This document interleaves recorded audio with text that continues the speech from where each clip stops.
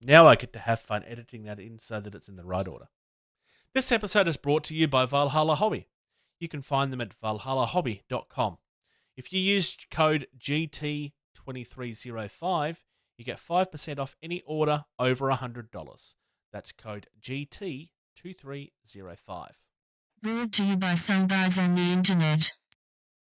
This is Getting Tabled.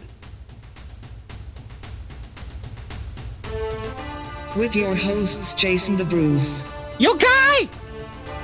George the Yang, I hope you are all entertained by my inaptitude. Jason aka Major Socks. We've been doing this and talking about various stuff. One of the stuff. Now sit back, relax, and get tabled.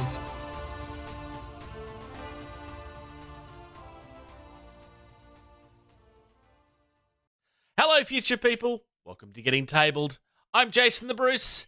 We're here without George today because he smells and we kicked him out. Also, his internet's kind of dead, so it makes it hard for him to record with us. But we still have the main man. We have Socks. Yes, good to be here, folks. And unfortunately, we're going to be without George for next time, too, because they'll be vacationing with family. So blame on him. I think it's just going to be the two of us from here on out, George or Bruce. So. Well, I'm not here for the 23rd, so you might be by yourself. True. Yeah, we've got a lot of vacation time. It's summertime for me and George, and almost wintertime for you, but vacation. Oh, no, it is anyway. wintertime for me. It's really cold lately. That's okay. No one cares. Nobody cares about me at all. No, definitely not. We do. Just me and George. That's about it. But we got a lot of news to go over, so news time? Newly received or noteworthy information, especially about recent or important events. And we start with an interesting one from Warlord. So this is one that's going to be... I suspect that you will find this interesting despite not caring about most of the contents. Now, this is my prediction. Because this is vaguely Warhammer related, and therefore you're going to go, But this is talking about the history of the company. And it's a series of interviews with the people that helped start it and were working there at the time. This has actually been put together by one of the original editors of White Dwarf magazine. And I would like to think that even you know what White Dwarf magazine is. Yep, I do. It's literally about the history of the company, how they came, who they are. This looks honestly very interesting. In theory, there's also a limited edition version of this, which is also signed not just by the author, but by the interviewees. But when I went to bring up the link for that, it's already sold out. So don't bother trying to buy it, because you can't. This is a really interesting book. I'm kind of interesting for a couple of reasons. I mean, first and foremost, it is an interesting story how Games Workshop came to be. But at the same time, the fact that this is being done by an external source means that it should be, well, in theory, it should be more accurate. So you don't have to worry so much about whether Games Workshop want to color history in a certain way. Not that I know of any reasons why they would, but at least you don't have to worry about it from that perspective. Because I don't know of any reasons why they would want to change their history, so to speak. There's nothing really controversial that I know of.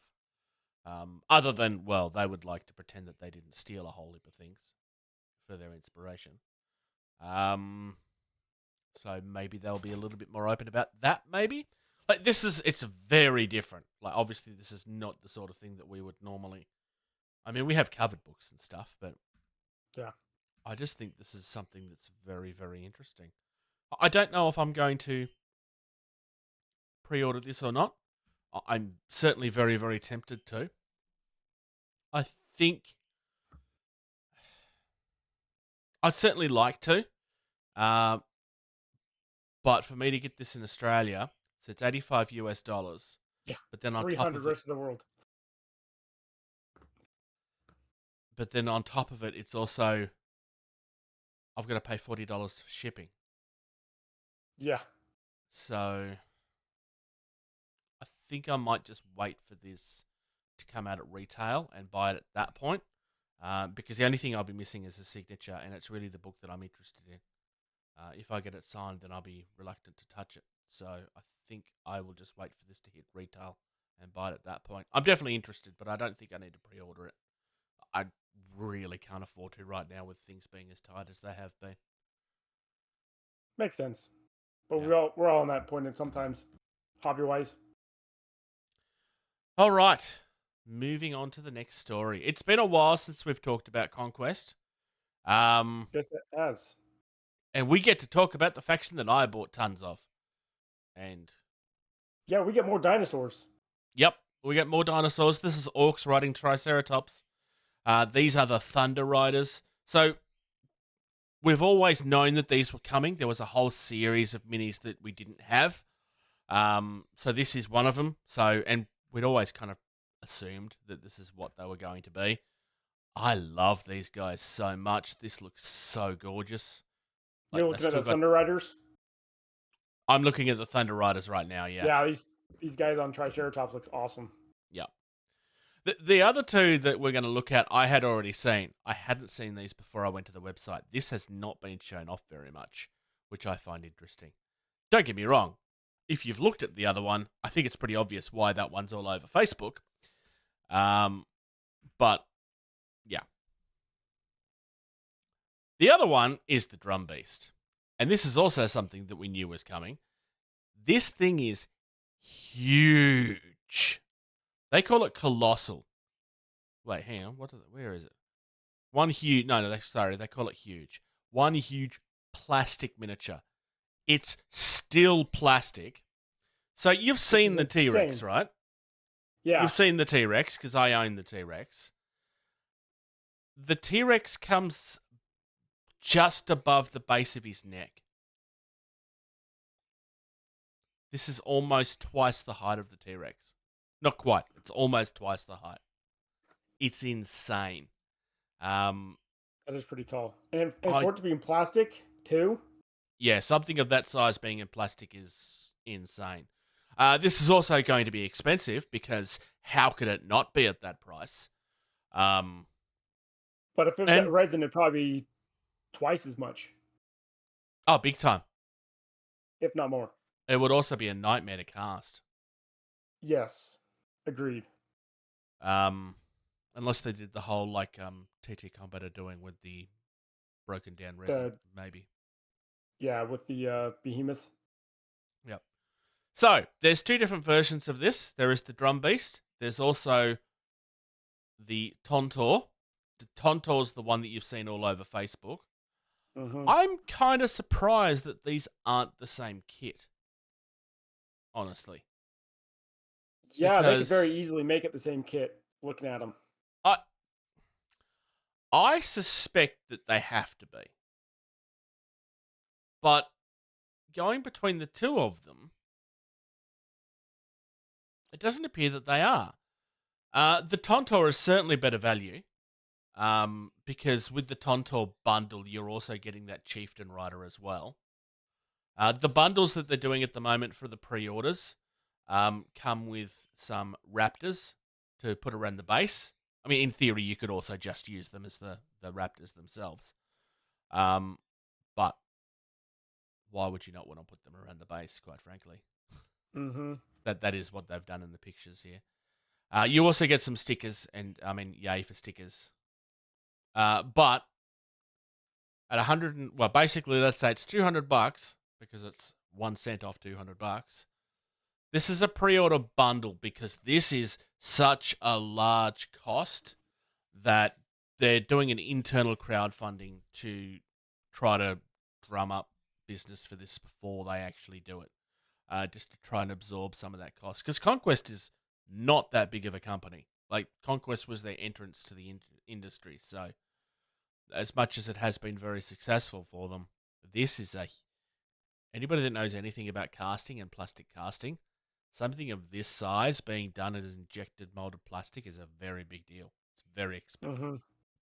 Doing regular minis is already expensive. This is going to be next level. Yeah. And as much as I know people from this industry don't like being reminded of it, our industry is very niche. It's not actually as big as we like to think it is. It's certainly growing, but it is very much a niche audience, this sort of stuff. I have skipped over something, though. You I skipped kinda- the Thunder Chieftain Artisan series. Yep. So you got the I did it Chieftain on- riding the Triceratops. Yeah, I did it on purpose. So the Artisan series, I mean, you can just use these as miniatures, and I mean, I don't know why you wouldn't, but these are designed primarily as display pieces. So they are, like, there is more detail on these. These are actually, like, it's fine resin, so it means it's going to be more brittle and so forth. These are so pretty, though. Yeah. It's so gorgeous. And there really is incentive to have this one on the table just by looking at it. Actually having a chieftain on the Triceratops. I don't know if this one's a limited number or not. I know some of the previous ones were. But it doesn't. There's nothing on this that says that it's a limited number or anything, so you should be fine. It's just really pretty.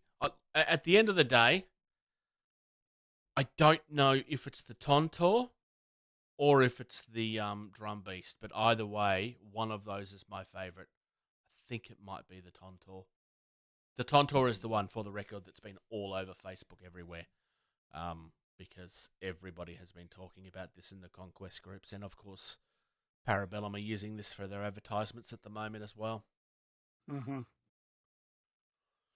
Speaking of, if you're interested in this stuff and you want to purchase one of these things, or hell, anything else from the Conquest website through their store, if you use the code GettingTabled at checkout, or the QR screen that's on, where it's over here, you will get 10% off. You also help support us by doing that as well. We get a small kickback from it. It's not a huge deal, but it just helps us a little bit.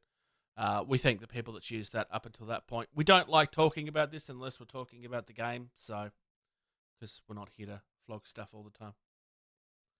But please do. Moving on. Release the Kraken. Quite literally. Bad Squiddo Games. We've talked a couple of times about their stuff. It's kind of like just fun little things. This is not little, though. No. I kind of want to say that you should be getting this for your game. Dystopian Wars. That would be fun. You can actually get monsters for that's coming out soon anyway, but this is just so much fun. It's a giant squid. I mean, come on. And it's literally in the middle of what used to be a boat. It's amazing. It's so much fun. In saying that, this is actually 28mm scale, so maybe you shouldn't, but... Yeah, it'd be huge for our scale. Oh, I'm just realizing how big that base is. Yeah, this is 10 centimeters wide. Yeah. This thing is huge, so it's just under a foot. It's just under a foot. Yeah, that would be a big monster for Dystopian Wars. That'd be a very big monster for Dystopian Wars. Yep. Ship debris not included, but is available separately. Okay, so you don't have to have this. So if you was to not use the ship debris, then the scale doesn't matter. Because it's the ship here that's going to make it look like it's the wrong size. Yeah. If you don't purchase the debris Flotsam. and everything, which would make it a little bit more boring to look at, but then it means that the scale is not going to be off. That would be my workaround if you wanted to use it for something like Dystopian Wars. Mm-hmm. There's also a baby giant squid, which is just a really funny thing to say. Yeah. And it's okay because this thing is only... Wait, hang on. I think there's multiples, actually. Yes. 40mm. So this is only... Why does this say that it's only 20 centimeters when that's bigger? I'm confused. Body size is 10 centimeter by 3 centimeter. Oh, and that's only the body itself. Oh, my lord. Yeah. Oh, because it's multiple of them, Jason. Oh, I'm an idiot. Tentacles are about 4 centimeters long, so it's just a little bit under half. The arms are around 25 millimeters, so that's 2.5 centimeters. So that's like this. Yeah. I know that doesn't really help you because you're not looking at me in person. Wild curled, they would be longer if they were stretched out. So if you were to heat these up, you could kind of pose them a little bit, I suppose. So you get 4 bodies, 4 arms, and 2 tentacles. Yeah. I mean, they're just fun. Base not provided. The one shown is 10 centimeters in diameter, whereas the base for the other one, it's just nuts. I mean, you realistically, you're doing this as so the base for the other one is 16 centimeters wide. That's in crazy. diameter, sorry. Yeah, it's just nuts. So that's Yeah. it's the bottom of a dinner plate. It's absolutely insane. Which also means this is really good value. Yeah. It's resin, I think. Yeah, it's resin. It is. And I will say this, I love the fact that she actually credits her sculptor. Because not everybody does that. Yeah. I know everybody should, but not everybody does. I'm not looking at anybody in particular. Games Workshop. Speaking of Games Workshop. Excuse me. Yeah, speaking of Games Workshop. Cities of Sigmar.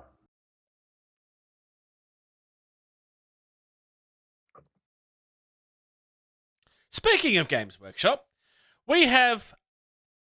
I'm kind of disappointed that George isn't here because I really wanted to get his opinion on this. We have what has, I think, pretty much been argued about. And there's not much of an argument. Most people have said that this is possibly the most ugliest miniature of the year. This is just all kinds of stupid. Now, don't get me wrong. I actually quite like stupid a lot of the time, but I don't think this is a fun stupid. This is just really dumb. Yeah. So this is an ogre that's carrying a backpack that has a watch out thing on it with a gun. Yeah. Now, I don't have a problem with the gun per se, even though I don't have I know people do have problems with guns in fantasy. I don't. I mean, they were in fantasy anyway. But this is just so stupid. I mean, is it something that could happen? Yes, if somebody was big enough and strong enough to be able to hold their core, but it's just really dumb and it's really ugly.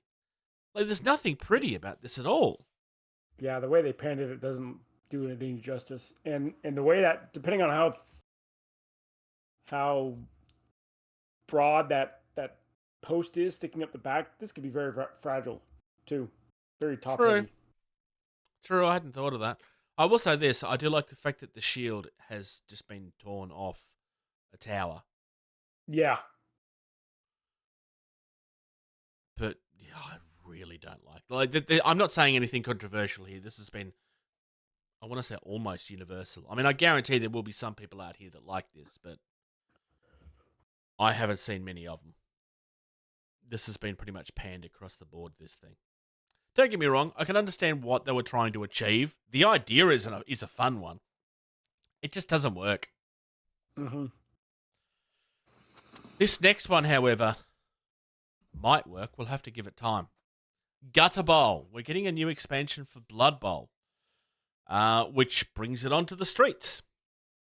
So rather than playing football on a grassy field or in a stony dungeon, you're playing it literally in the middle of the street. And they've got artwork there kind of displaying the idea. I'm kind of hoping that we get miniatures of these police. That would be fun. I suspect that they are supposed to actually be the equivalent of the referees, but I don't care. I kind of want miniatures for those. And I want them to look as silly and out of place as those ones very clearly do. Yes. the pudgy. Big fat guys trying to run to the trying to run and chase people down. I kind of I like the pudgy, the pudginess, like the very clearly come back here type thing. Yeah. Like it's very clearly mocking the English police force with those hats, which makes sense because they are English, and it probably wouldn't be smart to be having jokes at other countries' police forces. You're better off to pick on your own. I'm very interested to see what this. I mean, we basically haven't seen anything yet. That's all they're showing us at this stage. But it's going to be very, very interesting. I like this rule here: rogue washing line. It's going to be interesting to see where this goes. I haven't actually heard anybody that's played the Dungeon Bowl yet. Not to say that they haven't. Obviously, people have. Otherwise, they wouldn't be doing yet another one. Nobody locally that I speak to has played a game of it yet, so I don't know how it's been going. Dungeon Bowl was always kind of like a weird side piece. I don't remember Gutter Bowl at all, so I don't know if this is a new thing entirely, or if this is also something that's been brought back. Because I came into Blood Bowl while Blood Bowl was dead, so I kind of I had heard of Dungeon Bowl, and it was always something that I was kind of like, oh, this sounds really interesting. I'd love to play it one day. I still haven't. But I don't remember anybody ever mentioning Gutter Bowl. So that doesn't mean it didn't exist. I'm trying to be honest about that. I just don't know. I don't know. Given that they're showing the referees, my kind of hope is that maybe there's a way that it represents the referees and when they're distracted and stuff. That would be fun. I don't know. Yeah. Moving on to a company that we don't talk about very often. And this is going to feel really weird because this is me talking about a universe that I'm not a fan of. I'm sorry, I'm not a Harry Potter person. I'm just not. I tried watching the first movie, and I know that the Snitch games are really popular with the fan base, but this is the point in the movie where I turned it off because I just had enough at that point. I'm being upfront about this because I think the concept of this is really interesting. It's just not something I'm very interested in. Like a Harry Potter sports game, sure. That actually makes a lot of sense. Catch the Snitch is what they're calling it. Seriously, it does make a lot of sense. And at least aesthetically, with the pictures that they're showing us, it looks very pretty. Miniatures look good. I don't know why I had to go out of my way to try to find the right one. But the starter box here actually comes with a decent amount of stuff too. Like, significantly, there's a decent amount of stuff here. It's not using standard dice, it's using custom dice, which is fine. You get 4 complete teams. You get Hufflepuff, Ravenclaw, Slytherin, and Gryffindor. I think I'm saying that right. I'm sorry, I'm just not a Harry Potter person. If you're expecting me to be gaga over this, it's just not going to happen. There's also boxes for your star players. So you get 8 miniatures. For some reason, the website is playing around with Spanish instead of English. I did save the English version of the website, but it's reset on me. Oh, yeah, it reset on me too. It seems to be changing depending on which link I'm looking at. Because the actual starter set fixes itself and it goes back to English again. Oh, no, it's because my browser's translating it. That's why. Look, like I said, this is very, very interesting. I'm not a fan of Harry Potter, and I'm still finding this very interesting, and that was the point that I was trying to make earlier. But I can't really talk much about it, like how it represents the game or anything like that. It's just not something I'm interested in. It's going to be interesting to see how that goes, because in theory, I think that's a game that could take off. Like, seriously. I Yeah. think that's a game that could take off. Being night models, it's something that I would be wary about. Their quality control is not great, and that's been in the news quite a bit lately. So if you're not somebody that's dealt with night models, that's something that you need to be wary of. Like, they do make some really gorgeous looking stuff, but just keep in mind they are known for some quality control issues, to the point where there's been, like, some of their biggest supporters have bought stuff and the box came empty. And I'm not exaggerating, it literally came empty. Customer service will eventually get that fixed for you, but I've heard mixed reports as to how long that takes.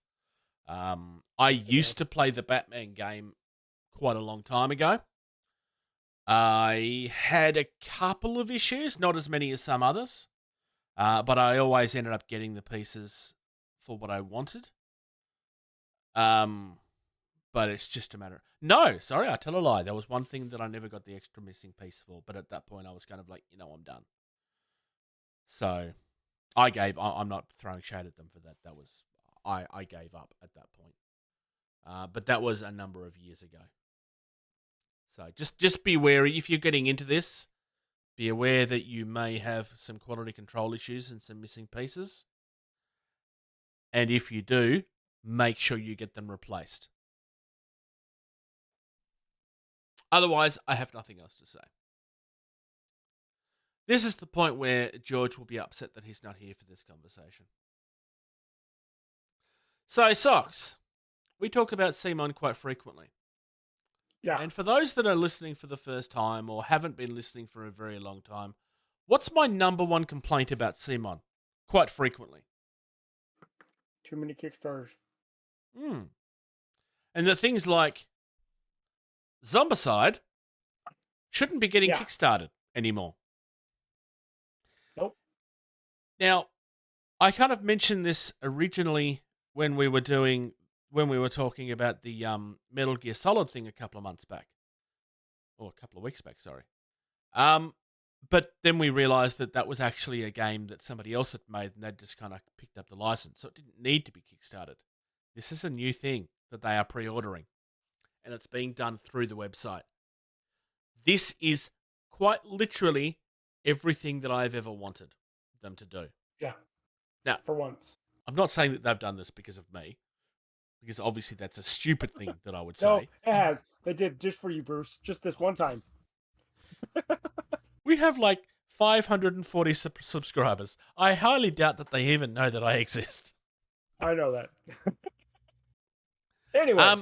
I want to give them credit for this because I certainly wasn't the first. I have banged on about that for a very long time. But I'm not the only one to have said it. It's been something that a lot of people have said. It's been something that gets argued over. We were going to feedback and stuff a little bit later, and we'll talk into. There's been a number of times where I've said things like, "Oh, I'm going to get attacked over this," and it's never really happened. I've had people disagree with me on the Simon thing, but the fanboys have never come after me over my comments in regards to the company. They did over something else recently. I give them credit for this because I am the sort of person that if I'm going to give feedback on something and if I'm going to bang on about something, if it actually gets done, I'm going to applaud them for it. Also, quite frankly, Zombicide is a really fun game, and I've never said otherwise. It is really fun.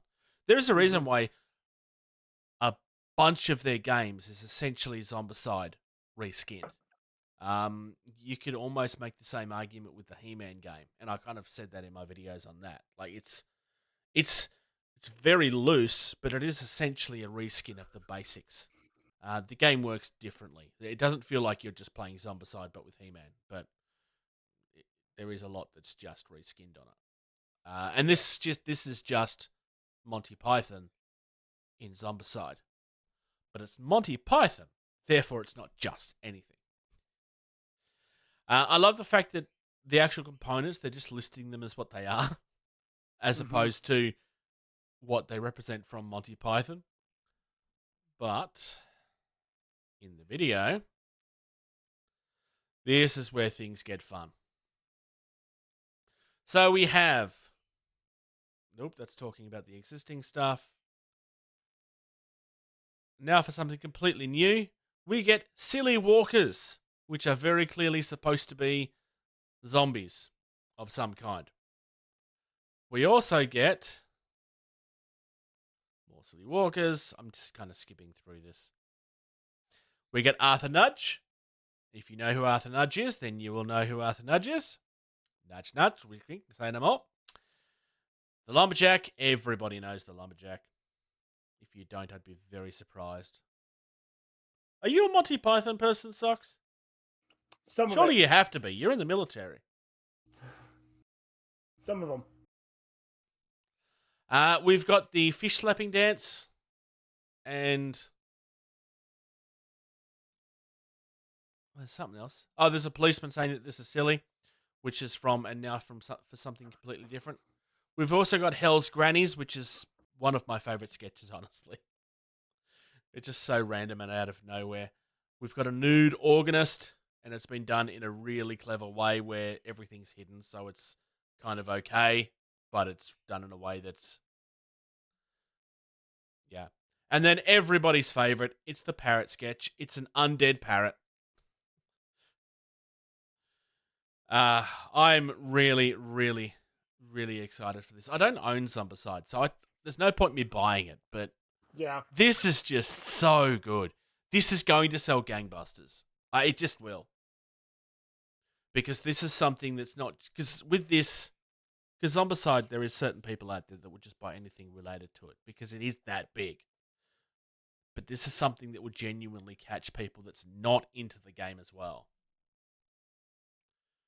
It just works so well. There's also an exclusive Gumby pack for those that pre-order it. And as much as I kind of like... I would love to have this, there's just no point in me ever buying it. Because, like I said, I don't own Zombicide. And I'm not buying it because I will never... it's just not... I've played Zombicide already. I didn't realise this earlier. Up the top here where it says that where it just says it comes to zombies, survivors, etc. If you hover over them, it actually tells you. So the zombies are the silly walkers and the Spanish Inquisition. So I was right with the silly walkers. The Hell's Grannies, the undead parrot, and the flish slapping dancer, the nude organist, and the foot are all abominations. And everybody else... so Arthur Nudge, the other of the fish slap dancers, and number 3. Well, interesting. Okay.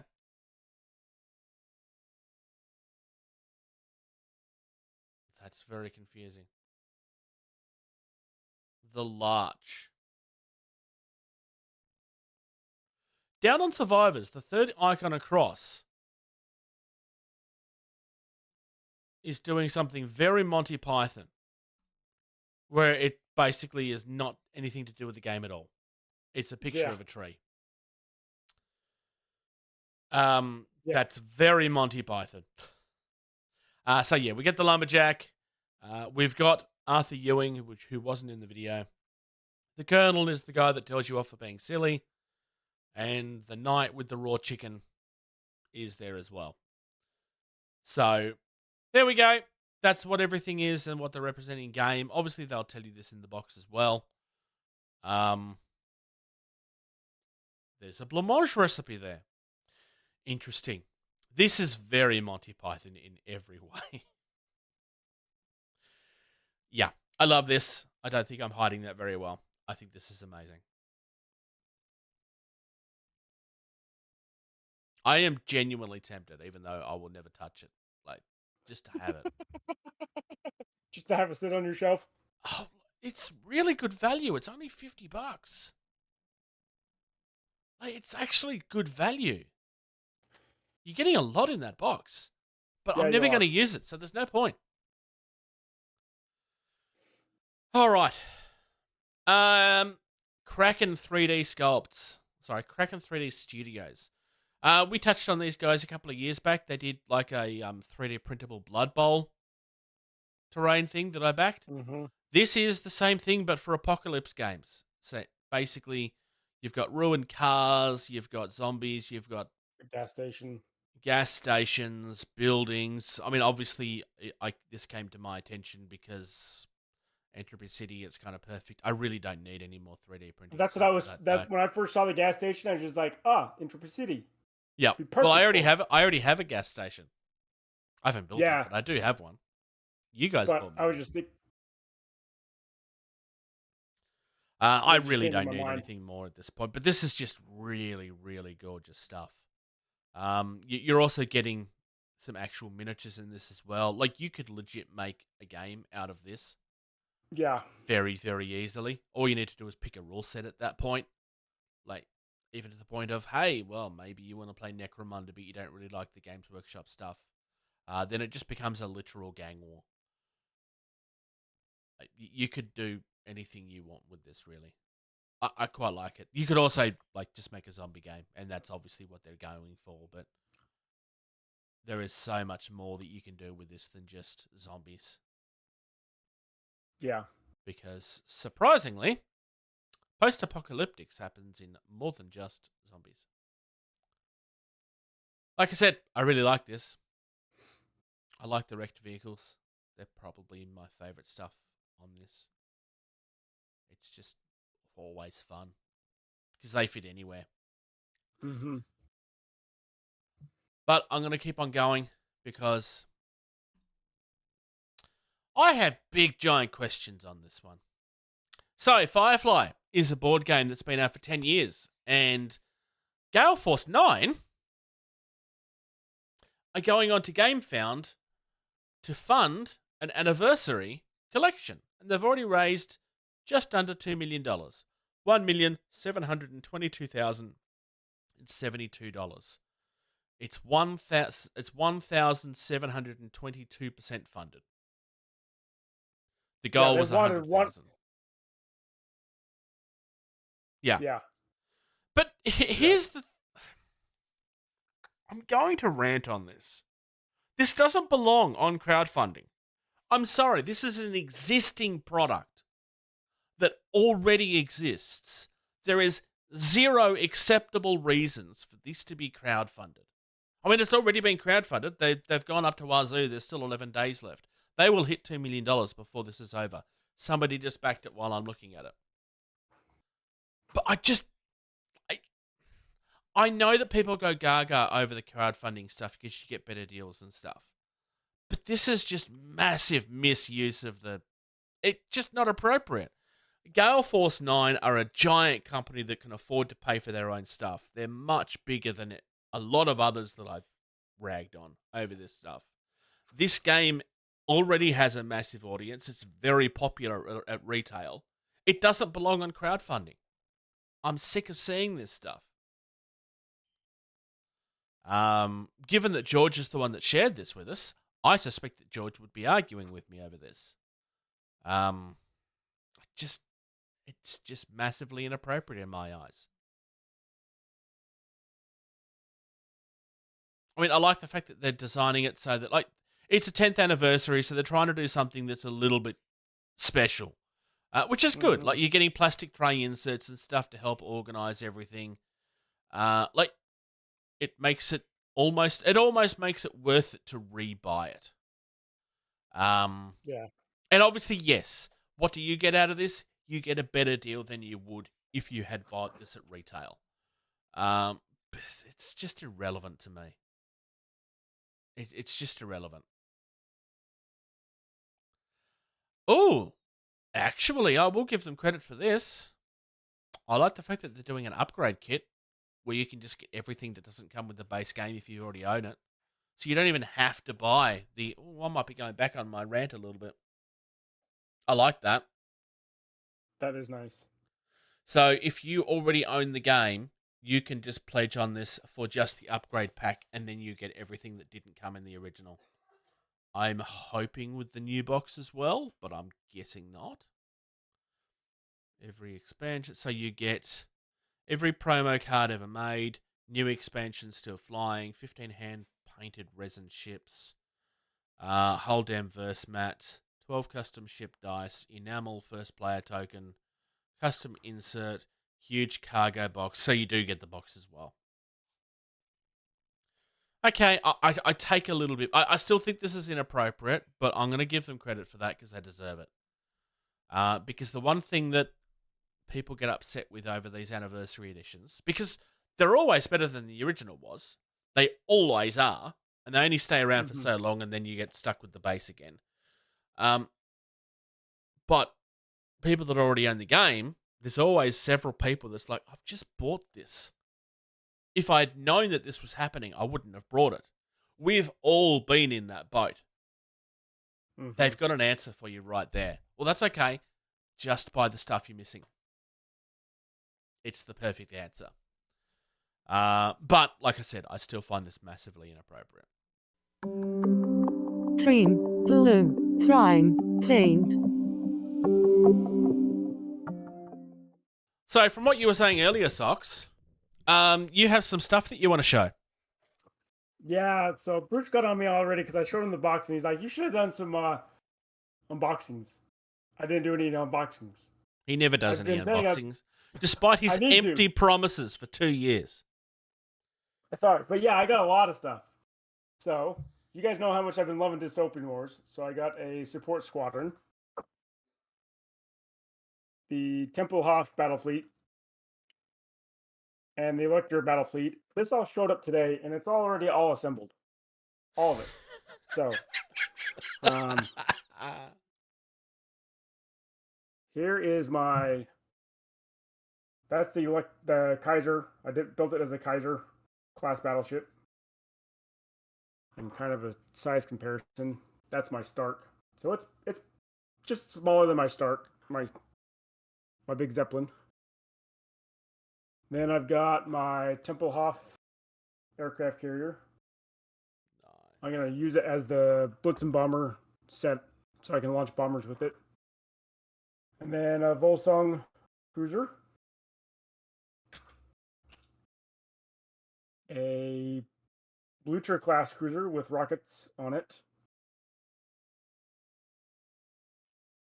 An Augustus Bombard cruiser, and I can switch out the weapons on the Augustus and the Blucher. That way, if I want to swap out weapons and bring different ones or whatnot. The Conrad class support carrier. Oh, I like that. And then I've got yeah, I do too. And then a little frigate, if I can pick it up right without it falling in my fingers. Got a bunch of these little frigates. And I got some more of the destroyers that I had from earlier. So, but it is all assembled. This will give me about 3,000 points total with all my Imperium that I have since you guys got me the starter kit and what I've collected afterwards. But I got all this because I've noticed that you want at least a battleship. Yeah, I love the Stark and the Sidridium Skies box that you gave me, but just like most games, you want a main heavy hitting ship. That's how they get you. Do that. Yeah, my battleship will do that for me. But at the store that I'm playing at, we've got 6 players that have joined us in the last month. Good. And we're gonna, good. Yeah, there was 2 of us, and then 4 more joined like within a few weeks of us starting to play. But we're going to I got to talk to the store when I go play on Wednesday, because we're going to try and start an escalation league in October. Start with about 750 points. That'll give you a battleship or a flagship and then a few units to go along with that. And then increase it by 250 points every couple weeks. And then at the end, we're going to do a tournament, probably December, January timeframe. So at 2,000 points, which is the standard size. And then after that, we're going to go into a campaign using the Cyclone of Shadows campaign set. So nice. I'll be good on Imperium stuff for a while. What do you got going on, Bruce? You look like I got a few things. To grab stuff. I might have been, yeah. So first and foremost, I don't know if I actually showed them off, but I had been working on some tokens for Entropy City. a little bit last week or last time. I went and reprinted them because they were kind of looking a little bit grainy and stuff because of how I'd done. Because I'd kind of zoomed into the photo to make it fill the thing, and then it stretched it further than it was supposed to. But I Gotcha. also printed the one that I was missing, which is the stop token. Yeah. The reason I want to show it off is because that's backwards, Jason. Is because it's literally a worn stop sign. Oh, nice. Yeah, that looks good. So I was quite happy with that. The rest of them you've already seen. I had also gone and redone the cards. So the cards actually show the painted versions of the models now, which is nice. And I think I had already mentioned that I started customizing some of the miniatures last episode. Mm-hmm. So my chain did arrive. This hadn't arrived at the Nice. time where we was discussing it. This did turn out to be just as much of a pain as I thought it would be. So, for example, don't drop it. Oh, that looks nice. The I like downside that. is because of the way that I've done it, if you look closely, like you can see that this is literally just covered in super glue. I mean, the paint helps cover it a little bit. Not much, but a little bit. It's more obvious on the other one. Yeah. But as a a little makeshift, bit. just to make it work, I mean, it works. Yeah. So, Well, that's nice. from here, I'm starting to paint up the.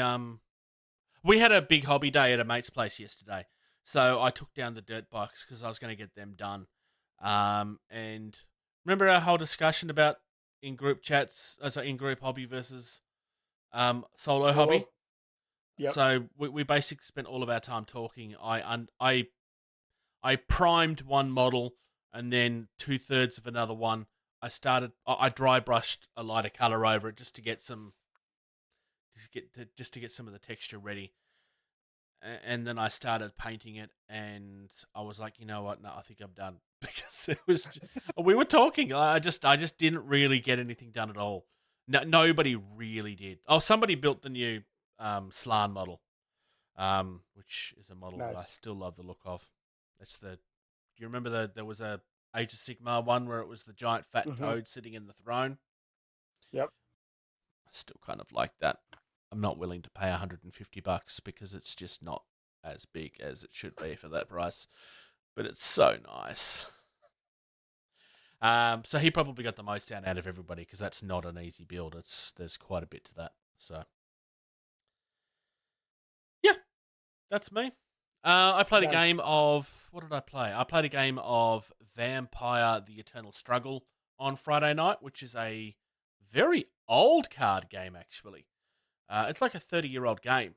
There's a couple of people that wanted to play it in the group, and somebody couldn't make it. And my intention was that I wanted to break out Entropy City because, well, I need to get more time on it. Yeah.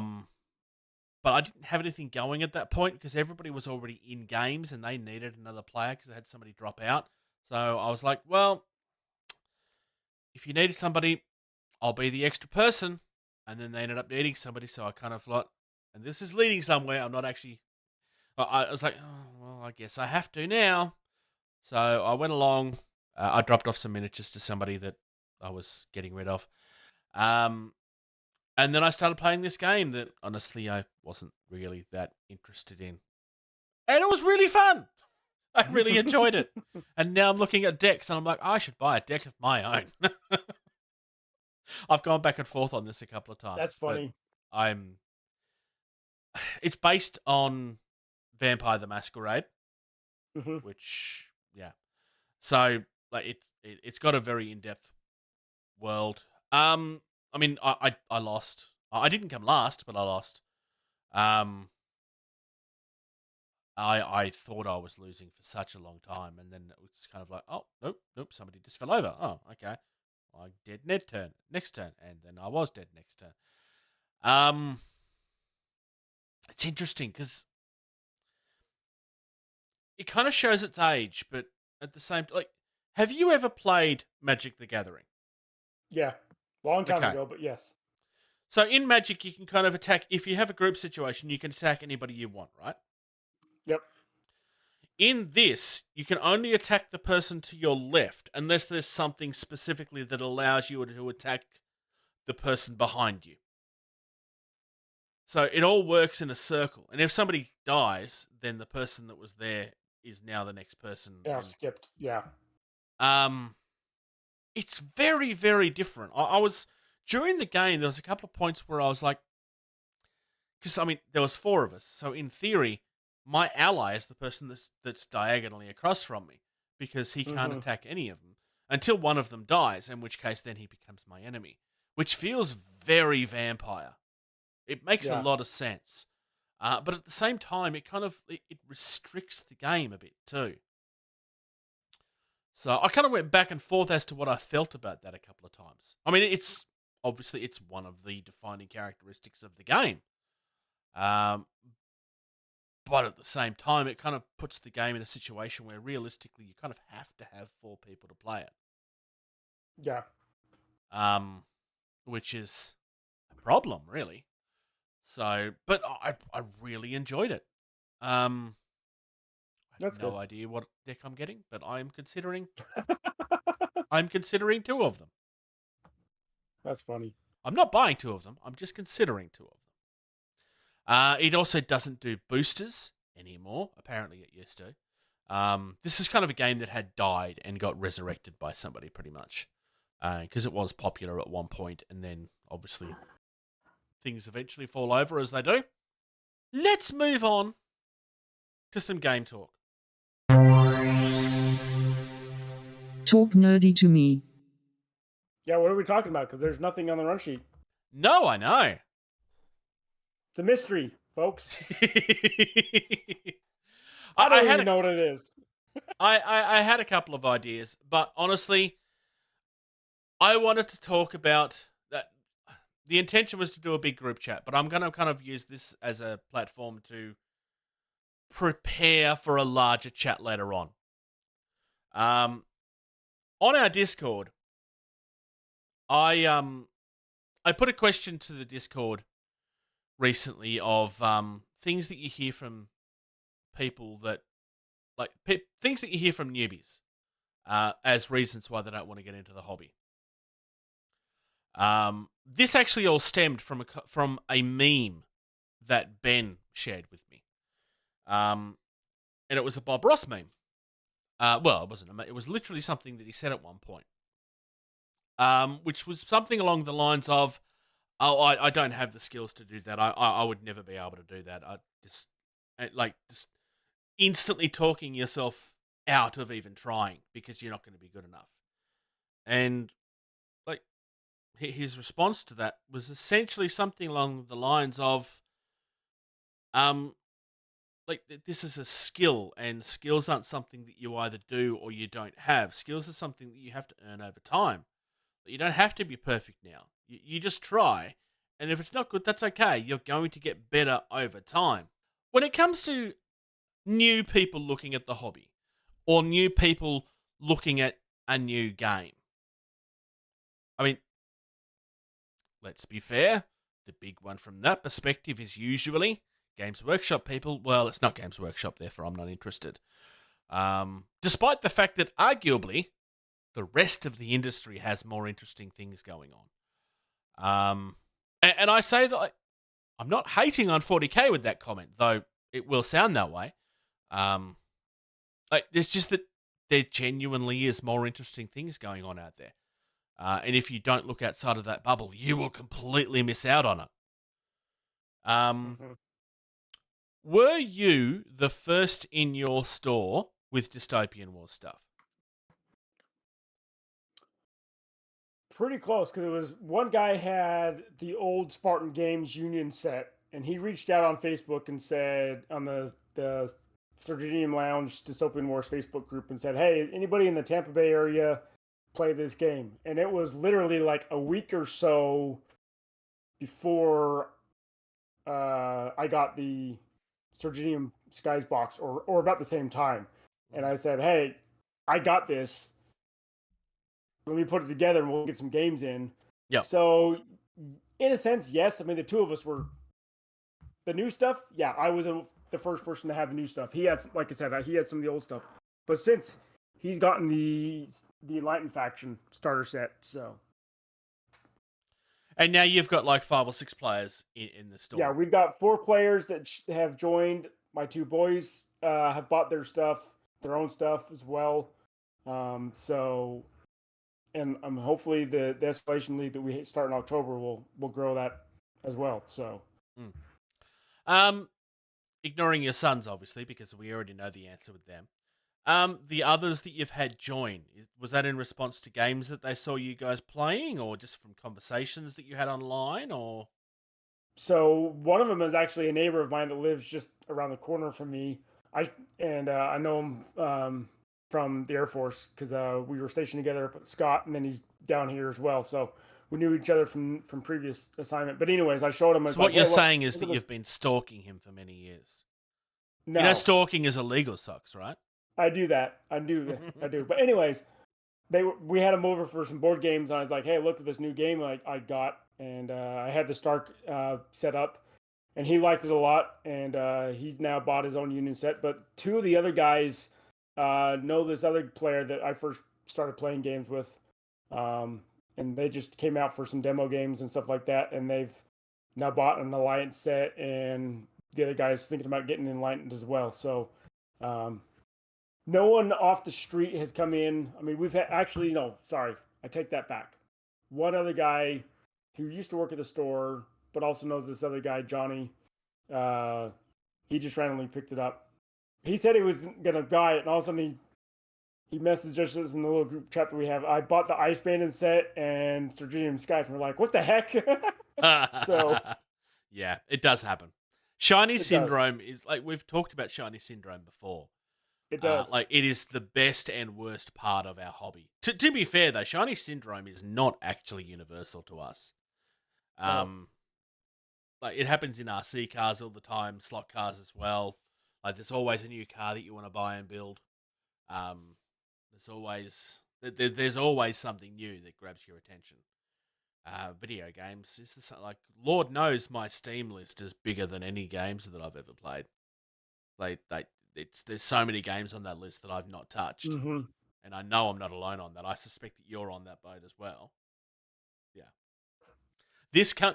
and that hand goes up from the man that probably has the most self-control out of all 3 of us, because he kind of has to, because he has like 7 million kids in the house.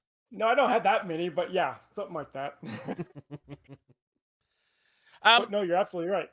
When I posed the question to, and this is a conversation we're going to come back to, because I'm not we're just kind of talking on the outsides of this at this stage. Chris, one of our Patreon members, talked about how the buy-in is too high. Now, I think that of all of the conversation pieces, that's probably the biggest hurdle to get over. I will probably say that some of that comes from a completely not understanding point of view. Or, and this is also something we should probably talk about, the whole having to justify your hobby argument as well. There's 2 points to that argument, and I'm going to come back to that in a second. But some people will look at our hobby, and it's like, wait, so you're paying $50 for that box, and it's only one of 3 that you have to have. But then you have to build them. And you have to paint them. They don't come that way. Why are they so expensive? But the answer to that is no, that you're literally, like, that is the point. Don't get me wrong. I mean, there are games where you can, like, X-Wing, for example. Like, you didn't have to build anything. Like, it's painted Straight out of the box. You can play with it. Arguably, fairly averagely, but that's fine. It's pre-done.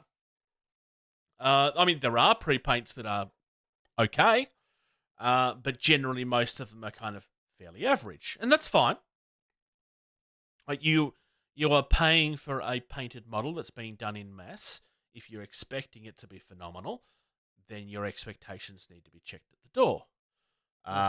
Because at the end of the day, if you don't think they're painted nice enough, you can fix that. It's still a hobby. But if the whole point is that you're just buying stuff and you just want it done, then you're going to have to accept that it may not be as good as you expect it to be. Yeah. Lord knows, like there was people out there in that X-Wing community that made it a point of repainting everything. And the Armada community. Yeah. And to be frank, I mean, I'm just saying this, and I'm not actually intending it to be a go at who was it? Because it wasn't Atomic Mass at the time. It was Fantasy Flight. Fantasy Flight. Thank you. Like they were doing something. There were people out there who were like, "This is a really bad idea," because pre-paints have never gone well. Generally speaking, there's been a couple of games that's tried it and failed miserably, because it's not a financially viable thing to do. Not only did they get something that was financially viable, it went gangbusters. Yeah. There's only a couple of games that's ever really made a dent in the Games Workshop armor. X-Wing was one of them. War Machine's another one. Legion is getting there. I don't know. I mean, yes, it is, but I don't know if it's ever really dented Games Workshop though, like the other two did. Like War Machine, like they had a mass exodus over War Machine of player base because it happened around the same time that one of their editions was not being received very well. Okay.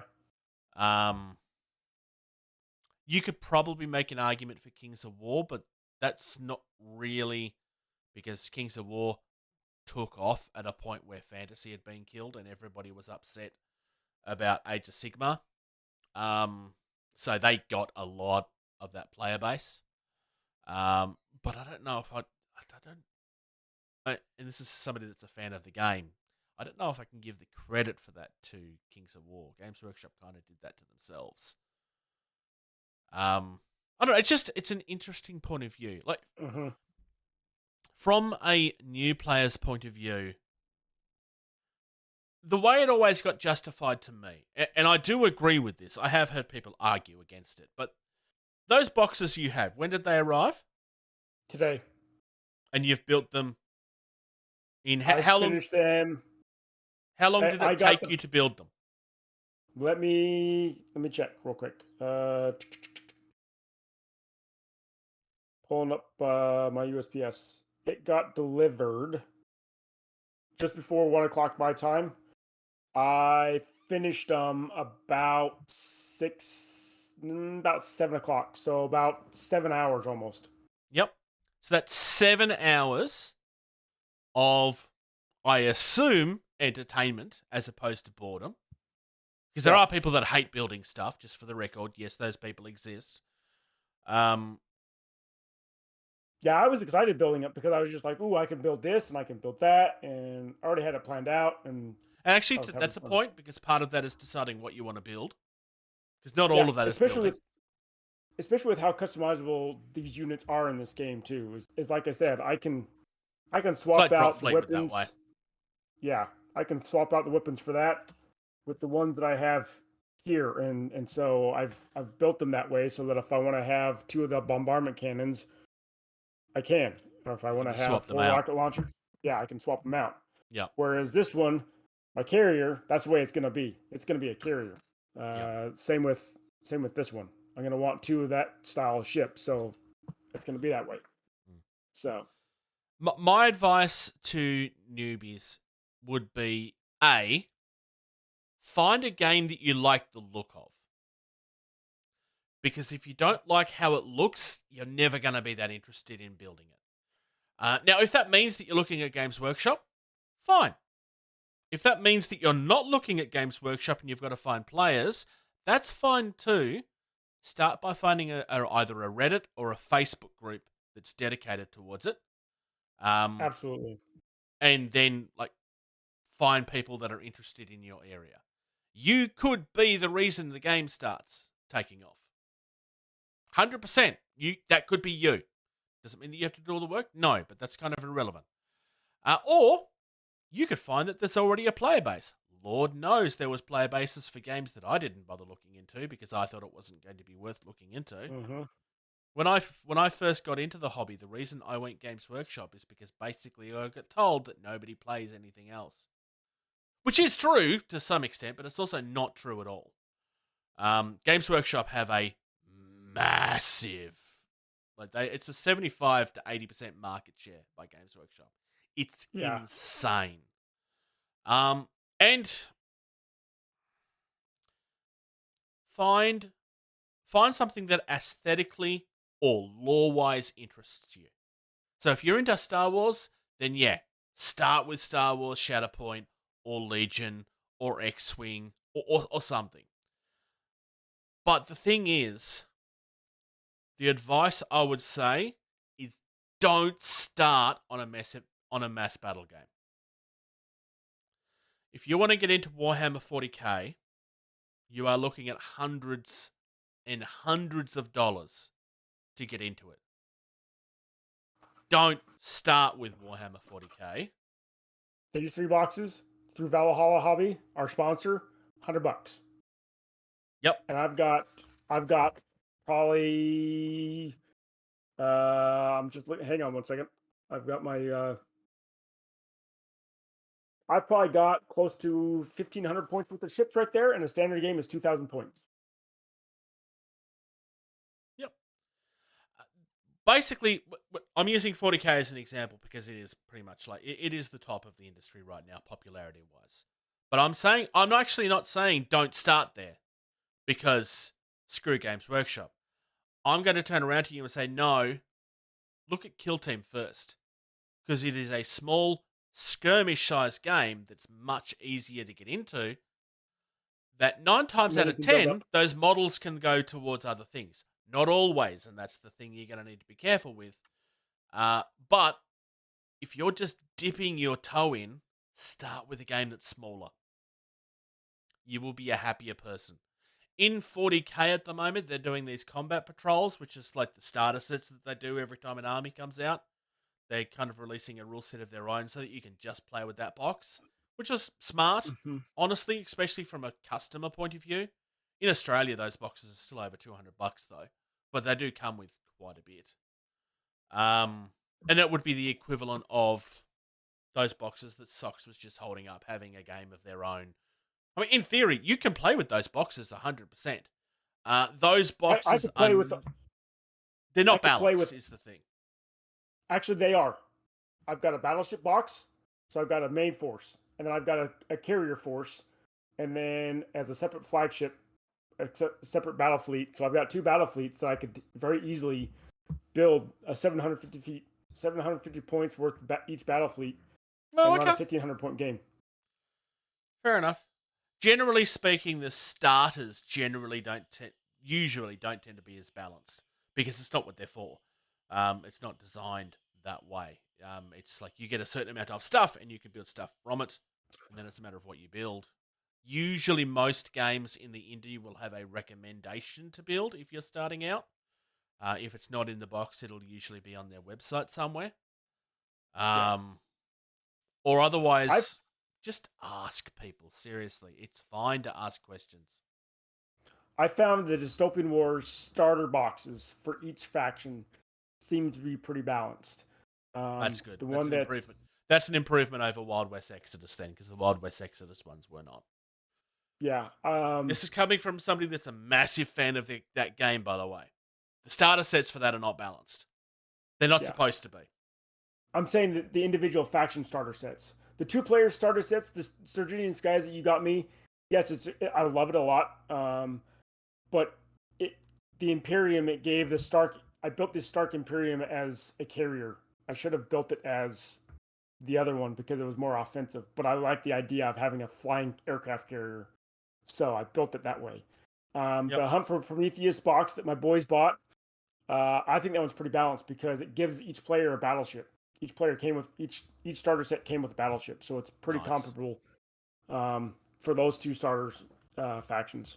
But the actual faction starter boxes, each of them comes with a battleship, some support cruisers, some frigates, some destroyers, something like that. So it's pretty. It's a good jumping in point, and each box is about 1,000 points, and they're roughly $75, maybe $100, depending on the box you're getting, which is cheap. That's half your force already in the 2,000 point tournament out of one box. So this is a conversation we're going to come back to. I'm deliberately kind of just scraping past the surface at this point because I'm kind of like, it's only the two of us, and also this is a discussion that I think we could have over a few sessions. Yeah. But I kind of wanted to kind of just touch on it, kind of like I did with the other one we did recently. The solo versus group hobby. Oh yes, yeah. There's also another one coming up, and I know George was somewhat reluctant to discuss this, but I think I'm just going to say that this is a conversation that will happen at some point, and it will be happening at some point in the near future, probably in about a month or two. We are going to have a discussion about burnout and mental health. Because, and this is where I'm going to George is not going to be happy about me saying this. I'm not going to just be talking about mental health from a gaming perspective. It certainly will be relevant to the discussion. I want to talk about it because it's something that we don't discuss enough. So I'd like to be part of that discussion. If George isn't comfortable, then maybe it'll be us talking about it without him here. But I would like to force George to be part of this discussion because I think it's important. Are we experts? No, but that's also kind of not the point. Like, we're not trying to be experts. It's just being open and discussing things. That will probably end up being an episode of its own when it happens. It will be a special episode where we just discuss that. There won't be a news segment or anything. So that's the plan about that at this stage. If you have a problem with that, reach out to us and maybe you will change my mind. But I genuinely think it's an important discussion that needs to happen at some stage. We talked a little bit earlier about Valhalla Hobby. They've been sponsoring us for a little while now. In the case of GettingTabled.com, they are literally the reason we can afford to have it. Quite literally, it's the only way that we can afford it right now. Our Patreon also helps. We do appreciate our Patreons. Please consider subscribing to us if you enjoy what we do. The thing I like about Valhalla Hobby, and I have said this a lot, and I will continue to say this because it's very important. They are very passionate about the niche side of our audience. The niche side of our industry, sorry. It's really, really, really important because Games Workshop have a massive, massive grip on that industry. And there's some really good things on the indie scene. To argument, like, some of them are better than what you get in Games Workshop. And I mean that. I'm not just saying it to be smart. Like, legit, there are some much better games out there. Malifaux is phenomenal. Dystopian Wars is amazing. Dystopian Wars is a game that's big enough that it survived a company falling over. Yes. And for those that you are not aware, Dystopian Wars is not the reason why that company fell over. They spent big on a couple of licenses that didn't sell. It had nothing to do with Dystopian Wars at all. I'm glad Warcradle picked them up. Yeah, likewise. And they were the right company to do it too, because I like what they're doing with the license. I know this isn't something that everybody agrees with, but I actually like the fact that they redid the world to make it fit into their universe, because it kind of made it feel bigger. It also made their existing universe feel bigger as well, because Wild West Exodus was kind of just a US thing. We always knew it was worldwide, but it was only ever in the US. And then by connecting it in with Dystopian Wars, you kind of get the feeling of what the entire globe is like. I really, really like that. TT Combat, we didn't speak much of them on this particular episode, but TT Combat, huge as well. Everything TT Combat-wise you can get through Valhalla Hobby. I would highly recommend that you check them out, not just because they sponsor. I quite happily mention them just generally in chat on Facebook quite regularly when people are looking for things in the US, because at least this way I know I'm recommending a store that I can trust. Tournaments, demos, conventions, that kind of stuff. Gen Con is still coming up. That's insanely close at this point. August 3rd till 6th. It's less than 2 months away. It's like a month and a half. Yep. PAX Australia is coming up in the 6th to the 8th of October. Oop, I have that in the wrong order. 2nd of September, Weapons Free. There's a Drop Fleet Commander tournament happening in Cardiff. There is a link that we will share in our show notes to thebattlefields.co.uk where you can get the information you need. There's currently 8 people signed up, so that means that there is only 8 places left at time of recording. It's a 16-person tournament. And then finally, Northern King Con from the 24th till the 26th of November. It's still the best name I've ever heard for a con. I'm sorry, you can fight me on that. It's the best name I've ever heard. That's in Ossett, West Yorkshire. It's $55 a head, but it includes your hot lunch on Saturday and Sunday. Where can people check us out, Socks? So we got patreon.com/gettingtable. So if you want to support us, $2 a month. Our website is gettingtable.com. You can find us at Facebook at facebook.com/gettingtabled or YouTube at youtube.com/gettingtabled. Please subscribe to us. And then if you want to email us and ask questions, you can email us at gettingtabled@gmail.com. You're also invited to invite or come to our Discord as well. And then Twitter and Instagram is at gettingtabled. And Bruce has his Twitch at twitch.tv/JasonTheBruce. Still doing casually. When we get to September, I am actually in a situation where I can actually start doing it a little bit more frequently again. But I'm just kind of easing in. Thank you very much, Socks. I do appreciate it. I would thank George, but he didn't show up because he smells funny. And he's a big poo-poo face. Thank you. Thank you. Thank you. Thank you. Thank you. Thank you. For listening to Getting Table. Music used in this podcast was created by Eric Matyas at soundimage.org.